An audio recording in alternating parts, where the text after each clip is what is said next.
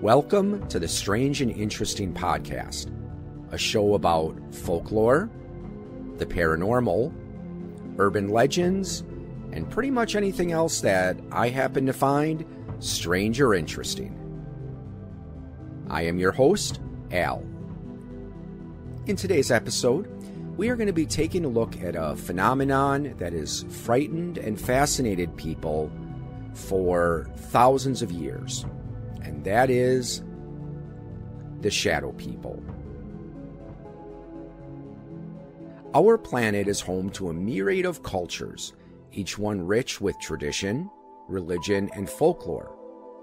But while each culture is different, there are some aspects that are found all over the world. Many civilizations of the past have legends that feature themes found in the monomyth of the hero's journey. There is also a common belief in certain types of mythical beasts, including giants, dragons, and ghosts. Today, we will be discussing another mysterious entity that is still found in many cultures to this day, and that is the shadow person. Modern parapsychologists define shadow people as dark, featureless, human-shaped figures. They are usually tall and only seen out of the corner of one's eye. This makes sense because our peripheral vision is good at capturing motion, but is not as good as conveying detail. Sometimes they can be captured on pictures or video. Paranormal researchers have many theories to explain the nature of shadow people, though they are not the first ones to speculate on the nature of these entities. Folklore and legends from ancient times describe a variety of beings that are similar to shadow people. Written accounts of creatures similar to shadow people can be found in the cuneiform texts of the ancient Middle East. The book Disease in Babylonia by Irving L. Finkel and Markham J. Geller contains a section covering how different types of demons were believed to be responsible for different ailments. One of these demons was known as the Alu. Symptoms of an Alu attack are described as follows. If, when he is smiting him, the demon draws back, but later the patient becomes hot, loses consciousness, and holds his eyes in a fixed stare, it is the hand of an evil Alu demon. If the demon frequently possesses him, at which time his limbs are without strength, his ears ring, and his mouth is seized so that he cannot speak, it is the hand of an evil Alu demon. In Babylonian healing magic, knowing the name of various types of demons was important because it was believed that each one only attacked a certain part of the body. In the case of Alu, it was the chest. In order to help a person suffering from possession, the healer would need to recite the correct spells in a certain order to drive these spirits away. Stephen Herbert Langdon, an Assyriologist, claimed that the Alu was androgynous. He places the Alu demon among a type of demon known as the Utiku. The following is a passage from one of the plates he translated. The wicked Alu who covers man like a garment, the wicked Etimu, the wicked Galu who bind the body, the Lameh, the Lamea who cause disease in the body, the Lilu who wanders the plain. They have come nigh unto a suffering man on the outside. They have brought about a painful malady in his body. The curse of evil has come into his body. An evil goblin they have placed in his body. An evil bane has come into his body. Evil poison they have placed in his body. An evil malediction has come into his parts. Evil and trouble they have placed in his body. Poison and taint have come into his body. They have produced evil, evil being, evil face, evil mouth, evil tongue. sorcery, venom, slaver, wicked machinations, which are produced in the body of the sick man. The Choctaw, an indigenous group native to the southeastern United States, told a variety of tales about spirits.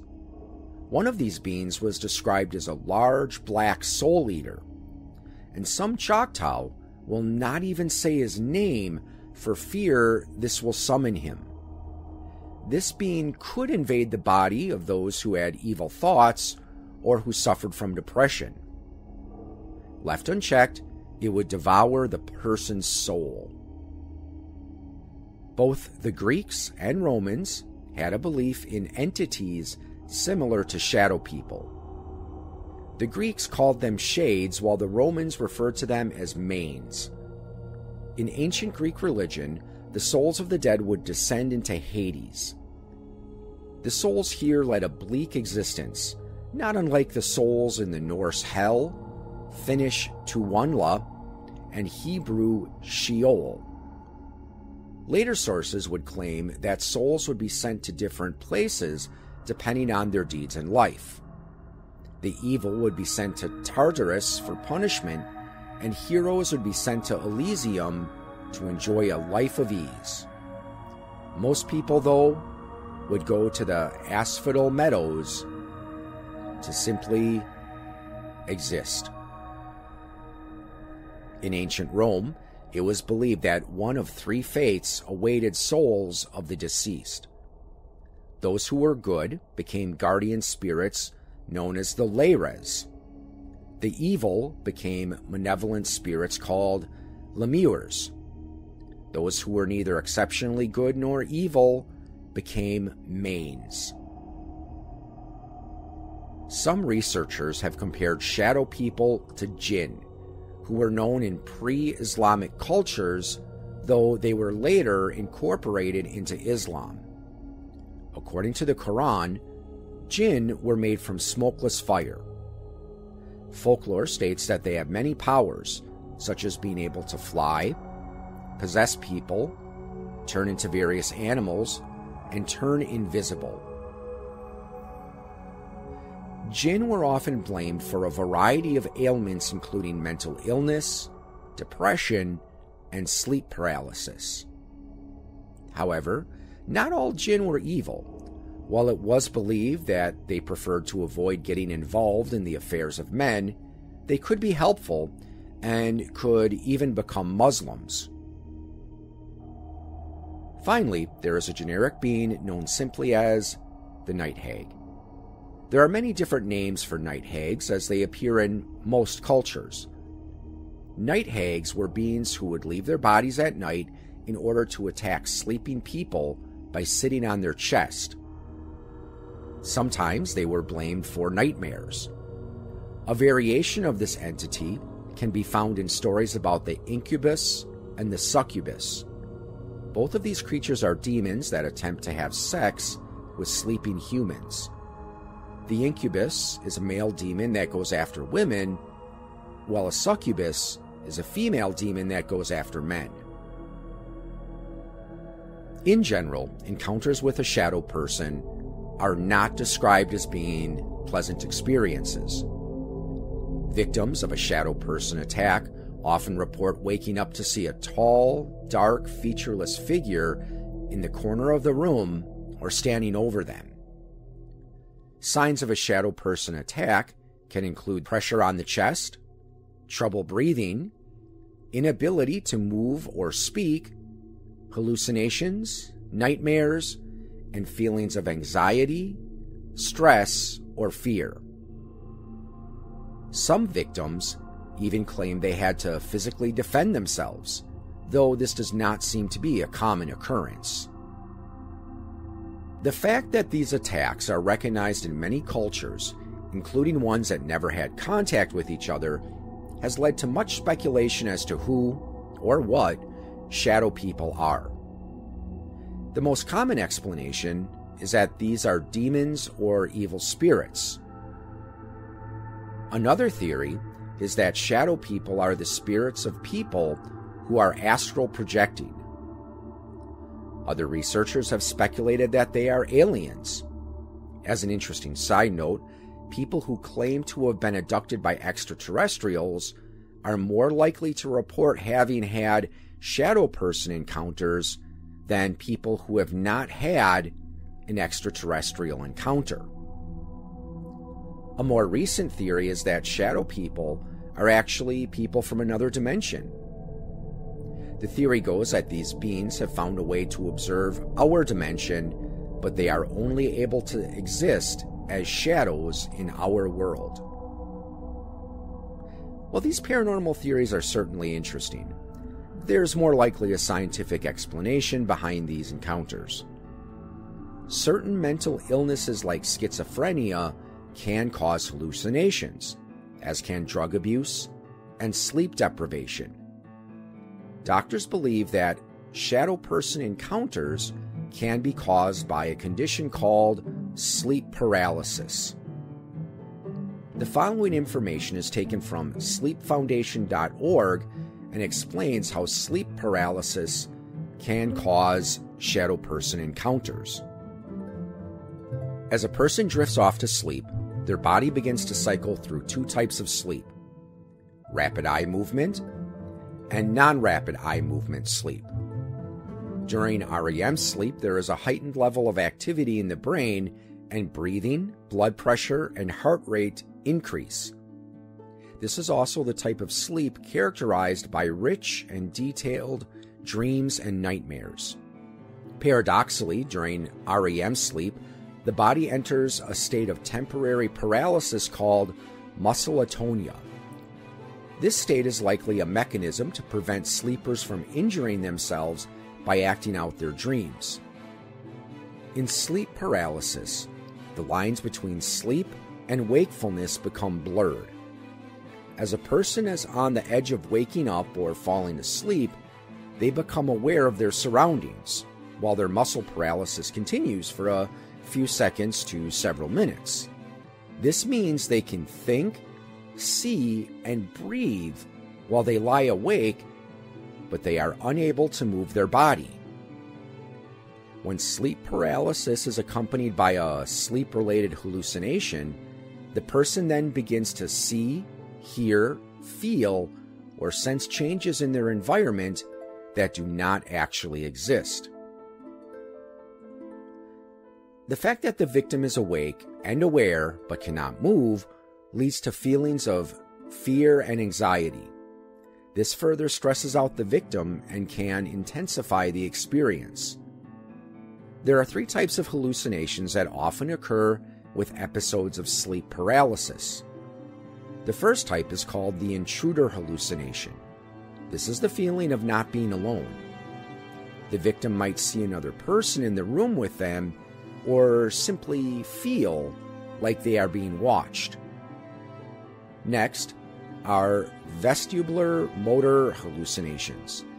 This can include feelings of movement or being out of one's body. Finally, there are chest compression hallucinations. This can manifest as difficulty breathing or the feeling that there is something heavy on one's chest. Encounters with shadow people appear to happen by chance, but in recent years there have been people who claim that it is possible to willingly meet a shadowy being known as the Hat Man.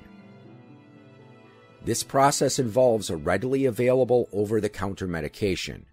So before we continue, I want to stress that I do not encourage or condone the misuse of prescription and non-prescription drugs.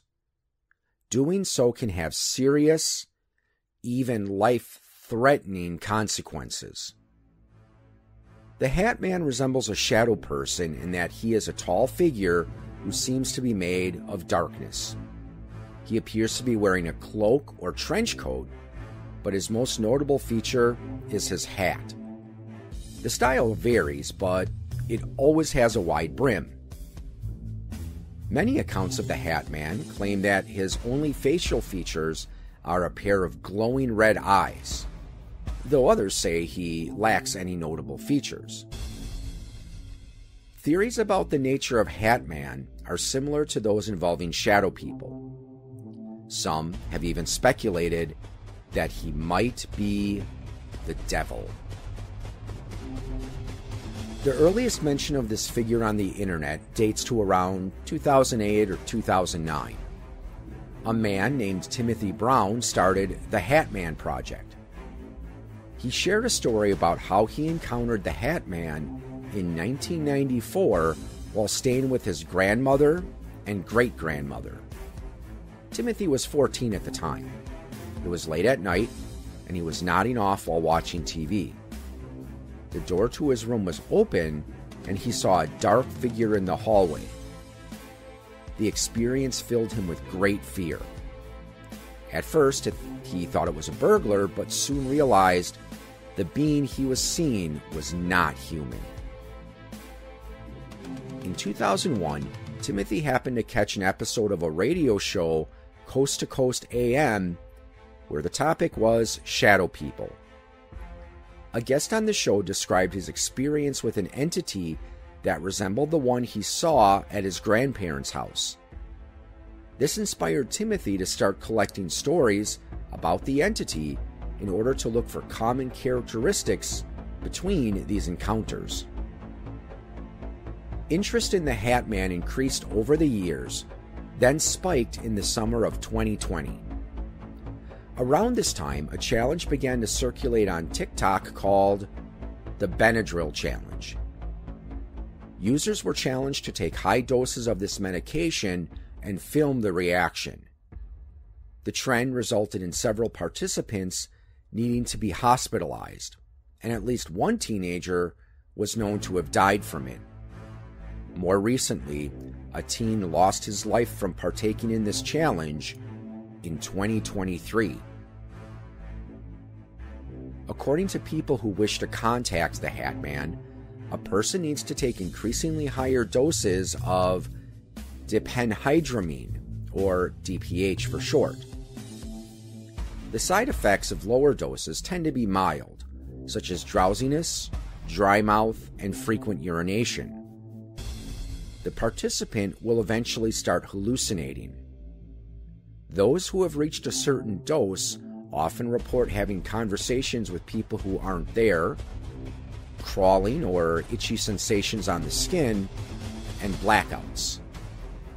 It is also common to see unpleasant creatures like snakes, spiders, and rats. The highest dose, and the one that is most likely to result in a meeting with the Hat Man, is called aerial. This term was coined by a forum user named Cedric Lightbury. Back in 2010, he shared 2 experiences he had with high doses of DPH. While there, he met the Hat Man, who addressed him by name. He told Cedric not to go to aerial. Cedric would later take an even higher dose. This time, he brought a friend named Martin to keep watch of him and call an ambulance in case things took a horrible turn. The following is a description of the things Cedric saw. The grass and the trees seemed grainy, and it looked like they were moving, crawling, breathing, and living. My sense of time was severely distorted. Few steps would feel like an eternity, or I would black out and confuse fairly long periods of time for a second. We were going towards the music, the creature walking a few steps ahead of me. After a while, I started noticing lights, probably torches, among the trees, and hundreds of moths around them. The air was full of moths, and they would land on me and fly around. I tried my best to keep them out of my face, failing miserably. Finally, we reached a clearing. There were many people there. At the front, very still, stood my relatives, all dressed in black, surrounded by shadows and people I don't know. They all seemed frozen and had the same blank expression on their faces, eyes fixed on me. I tried to talk, but my voice got stuck in my throat. It was extremely sore and dry. I started feeling a mixture of guilt and fear because I could tell they all knew the creature took me here because of DPH. And considering most of them were dead, I wasn't sure if I was still alive. Suddenly, there was a very unpleasant crackling sound and a white flash. The creature who took me here was gone now, and everyone was just walking around and talking, completely ignoring me. I decided to sit because of the heaviness. After a while, I noticed a black dot moving through the grass towards me very quickly with the corner of my eye. Then I would feel a bulge moving under my shirt and at the right shoulder. I freaked out and smacked it, and a black rat fell out of my sleeve. It looked dead, but every time I took my attention off it, it would disappear and run, hide under my shirt again. I was really scared of it for some reason, and after another 5 loops of this, I started beating it repeatedly after it dropped out of my sleeve, until the rat's body turned into some sort of rubber goo. Its legs were still moving. After this, it wouldn't touch me again, but I kept seeing its distorted body with trembling legs from time to time. I quickly stood up and went to a different spot. I was approached by my mother.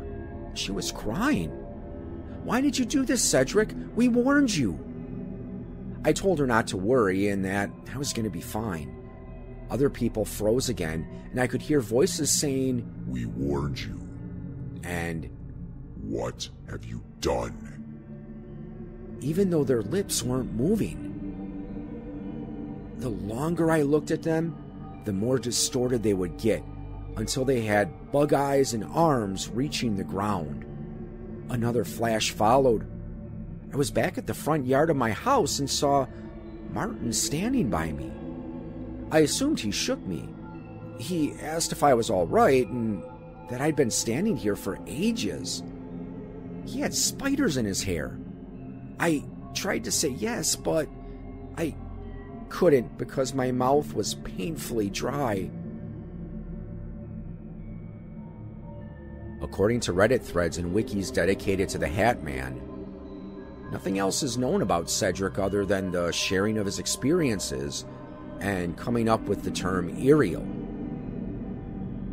Whether he is still alive and whether he still attempts to contact the Hat Man and experiments with DPH is anyone's guess.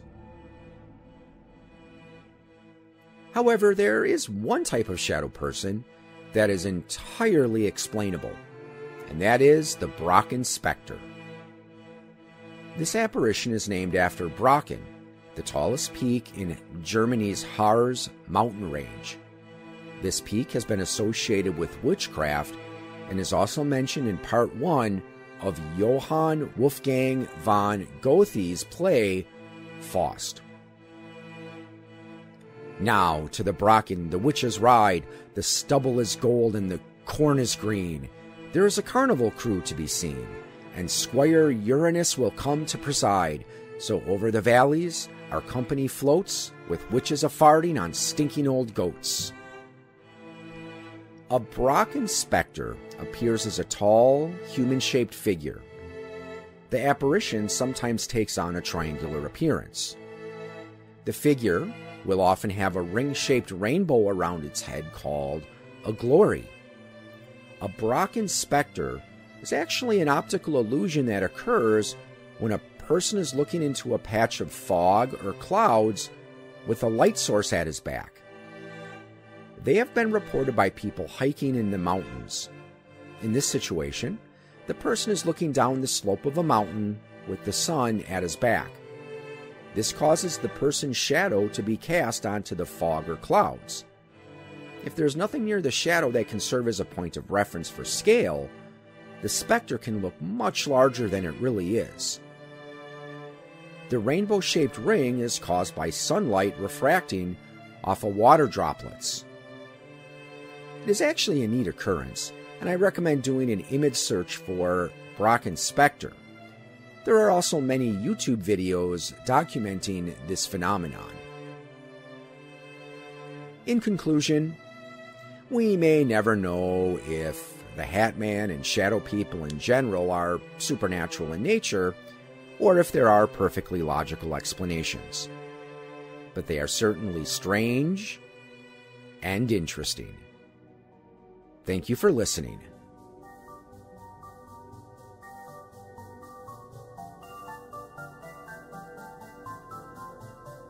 You have been listening to a presentation of Point of Insanity Game Studio. Visit us on the web at poigamestudio.com. Follow us on Twitter at poigamestudio. Look us up on Facebook and email us at poigamestudio@gmail.com.